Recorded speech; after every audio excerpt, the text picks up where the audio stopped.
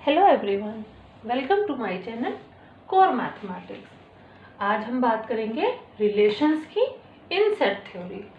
Now what are relation?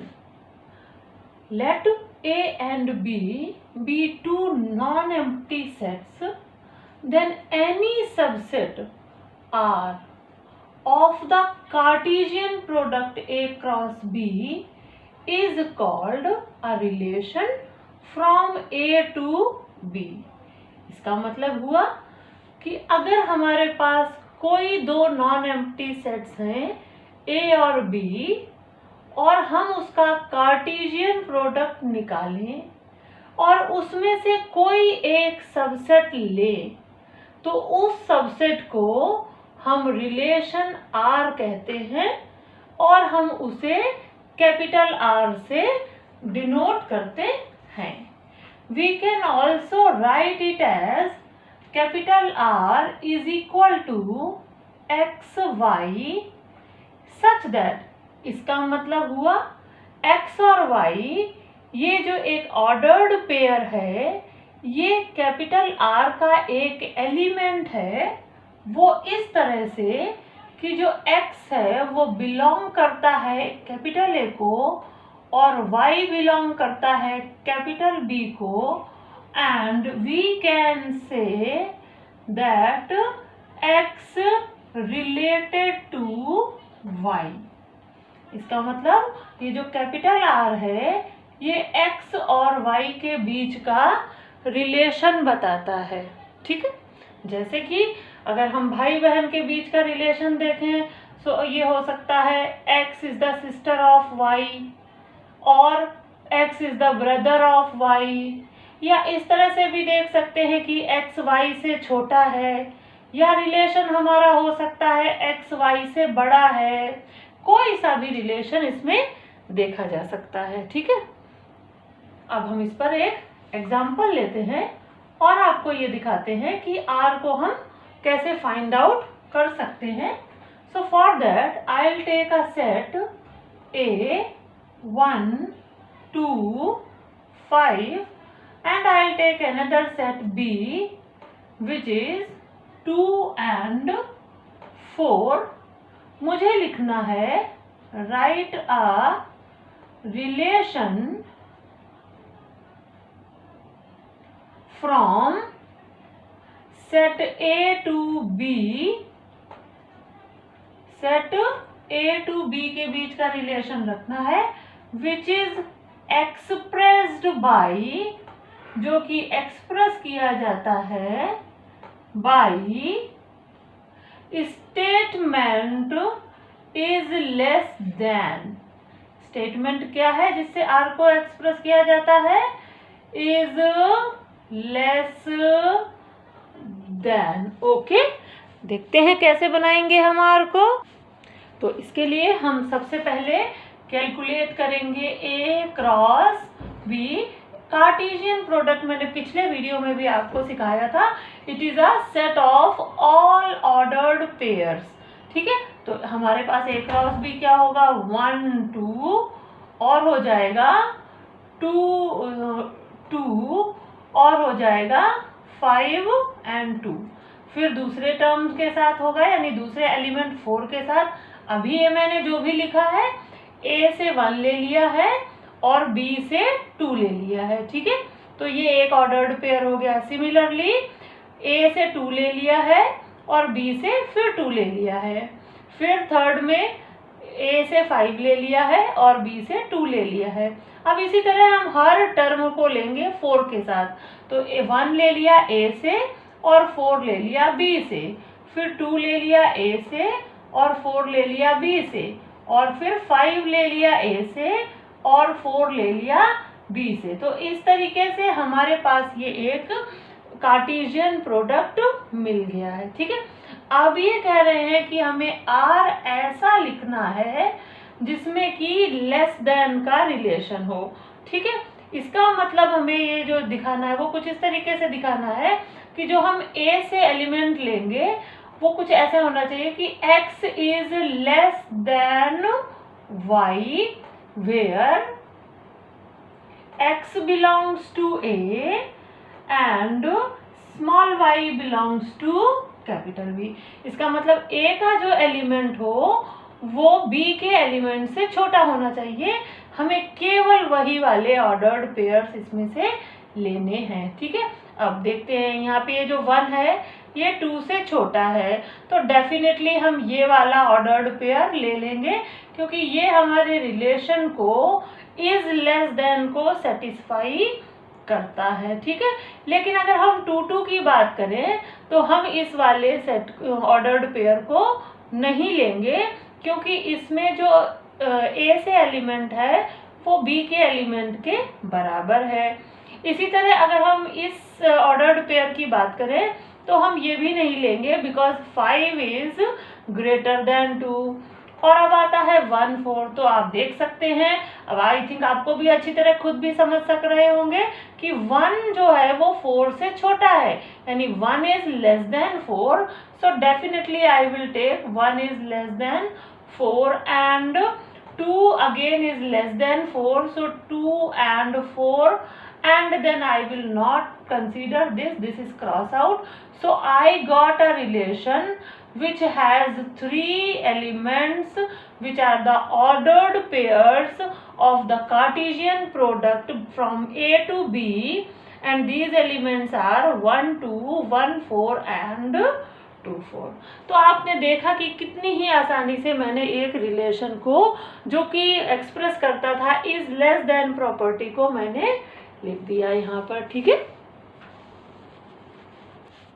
तो जैसे कि अभी हमने देखा कि रिलेशन R कैसे निकालते हैं। ठीक है, अब ये देखिए यहाँ पर कि हम R को इस तरह से डिनोट करते हैं कि ऑर्डर्ड पेयर XY इस R रिलेशन R का एक एलिमेंट होगा अगर X यानी जो फर्स्ट कोऑर्डिनेट है X it belongs to A and second coordinate Y belongs to B and it is written as X is related to Y। ठीक है, अब बात आती है what is the domain of R। Relation का जो domain है वो क्या होगा। सो the set of first coordinates of every element of R को क्या कहते हैं, डोमेन कहते हैं। जो फर्स्ट होता है यानी x, जो भी x के एलिमेंट्स होंगे, ओके, जितने भी ऑर्डर्ड पेयर्स होंगे उसमें जो जो x होंगे उनका जो सेट होगा उसे हम डोमेन कहते हैं किसी भी रिलेशन R का। इसे हम डॉम R या dr से भी डिनोट करते हैं और हम इसे सिंबॉलिकली इस तरह से भी लिख सकते हैं that X is an element of domain R such that X belongs to A and XY belongs to R। अगर वो XY वो वाला XY R में नहीं है तो ये जो X है उस R का डोमेन में का एलिमेंट नहीं होगा। लेकिन अगर ये वाला XY जो भी XY R में है तो जो भी फर्स्ट कोऑर्डिनेट होगा यानी जो ऑर्डर्ड पेयर का फर्स्ट कोऑर्डिनेट होगा उसके सेट को हम डोमेन कहते हैं। इसी तरीके से set of second coordinate of every element of R। R में जो भी एलिमेंट है जैसे ये XY है तो जो उसका सेकंड एलिमेंट है यानी Y, उनसे जो एक सेट बनता है उसे हम रिलेशन R की रेंज कहते हैं और हम उसे R small r and capital R इस तरीके से उसे हम डिनोट करते हैं। हम उसे सिंबॉलिकली इस तरीके से भी लिख सकते हैं कि Y is an element of range of R such that Y belongs to B and XY belongs to R। ये केवल तभी पॉसिबल है जब वो जो Y है वो R में भी हो, रिलेशन में का वो एक एलिमेंट हो तो ही ये पॉसिबल है। ठीक है, आइए हम फिर से इसे, हमने अभी एक इससे पहले क्वेश्चन लिया था और उस क्वेश्चन में हमने लिया था कि A जो है वो है 1 2 5, और जो बी हमने लिया था वो लिया था हमने 2 and 4, और वहां से जो हमारा रिलेशन निकल कर आया था वो बना था 1 2 1 4 and 2 4। और ये कौन सा रिलेशन था? इज लेस देन का। आर कैसे डिफाइन था? इज लेस देन से डिफाइन था। ठीक है, अब देखिए इसमें जो फर्स्ट कोऑर्डिनेट्स पर एलिमेंट है वो कौन कौन से हैं? वो हैं 1 और 2। तो इसका जो डोमेन है वो क्या हो गया? डोमेन ऑफ रिलेशन आर वो हो गया 1 and 2, and range of relation R वो हो जाएगा, यहाँ पे कौन कौन से एलिमेंट्स हैं? एक 2 है और 4 है, तो ये हो जाएगा 2 and 4। तो इस तरीके से आप देख सकते हैं हम किसी भी रिलेशन आर की डोमेन और रेंज पता कर सकते हैं। Okay, let us take one more example. There is a set A जिसमें 2 4 6 3 एलिमेंट्स हैं, and there is another set B 1 4 5 and 6 elements। We have to find R which is a relation R, और वो इस तरह से defined है कि X या तो लेस देन हो या इक्वल टू हो। ठीक है, तो we have to find the relation R such that the X is less than or equal to Y। We have also to find domain and range of relation R।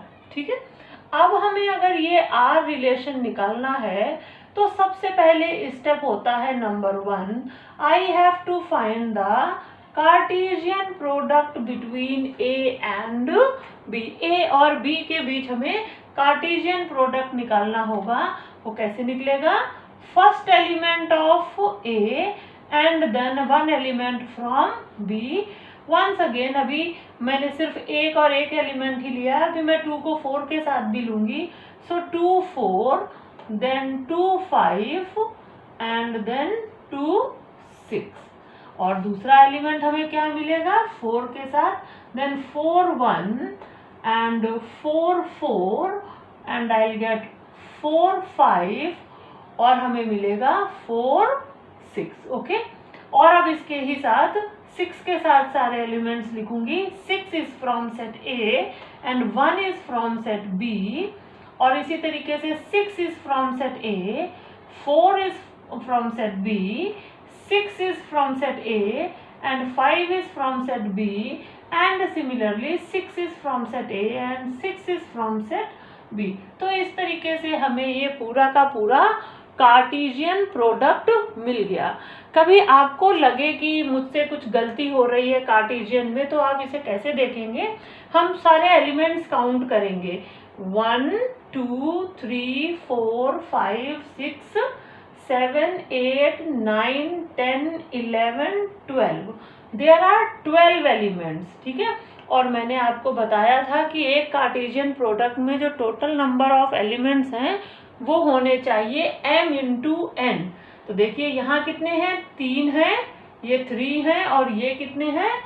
4 हैं। तो 3 4 12। आप देख सकते हैं कि हमारे भी 12 एलिमेंट्स निकल के आए, और यहाँ से भी अगर हम डायरेक्ट देखें तो हमें पता चलेगा कि हमारे टोटल नंबर ऑफ एलिमेंट्स होंगे कार्टेशियन प्रोडक्ट में which are 12। Okay, now come to step number 2। Now step 2 says that find the relation R. अब हमें क्या लिखना है? रिलेशन आर लिखना है। कैसे लिखना है? लेस देन और इक्वल टू का रिलेशन देखना है। ठीक है, नाउ अगर मैं इस एलिमेंट को देखती हूँ, फर्स्ट एलिमेंट है, ये लिखा है 2 और 1, मुझे देखना है that x is either less than और इक्वल टू 1। तो देखिए 2 जो है ना तो वो 1 से छोटा है और ना ही वो 1 के बराबर है, इसलिए हम इस एलिमेंट को कंसीडर नहीं करेंगे। ठीक है, अब आते हैं नेक्स्ट ऑर्डर्ड पेयर पे। Now see 2 is x and 4 is y, so 2 is less than 4।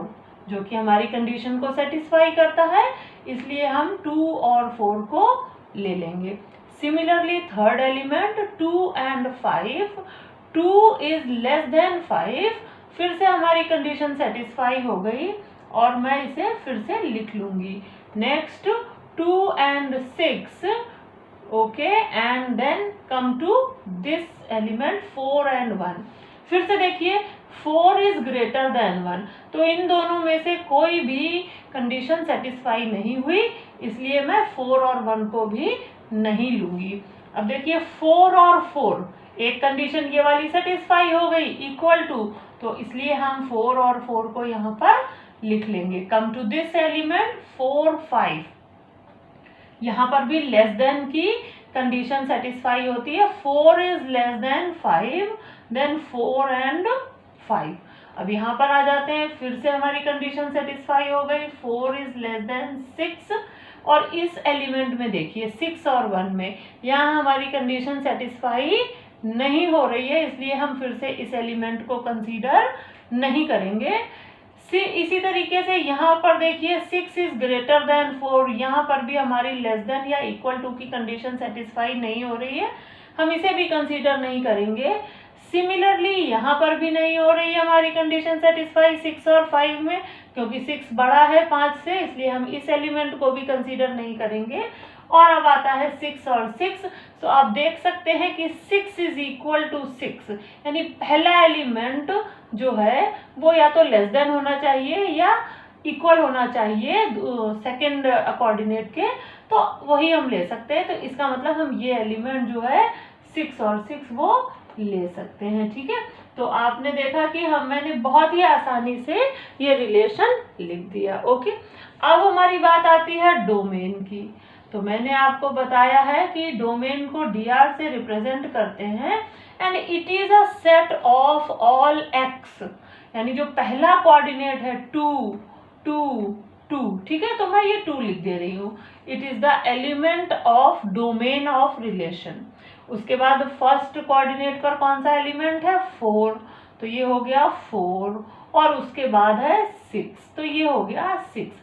Hence the domain of the relation R is 2, 4 and 6। अब आते हैं इसकी रेंज पर। रेंज क्या होता है, जो सेकंड कोऑर्डिनेट पर एलिमेंट आता है, सेकंड कोऑर्डिनेट का, ठीक है। तो सेकंड कोऑर्डिनेट पर पहला एलिमेंट कौन सा है 4, बिल्कुल हम लिख लेंगे। फिर कौन सा एलिमेंट है 5, हम फिर से लिख लेंगे। फिर कौन सा एलिमेंट है 6, हम फिर से लिख लेंगे, ठीक है। अब देखिए इस एलिमेंट में कौन सा है, सेकेंड कोऑर्डिनेट में एलिमेंट 4 हम पहले ही लिख चुके हैं, तो दोबारा लिखने की जरूरत नहीं। फिर यहाँ पर देखिए हमारा एलिमेंट क्या है 5, we have already written, so no need to write. Once again यहाँ पर क्या है सेकेंड कोऑर्डिनेट में element 6, so we have again written here 6, so there is no need to write, and once again I have 6।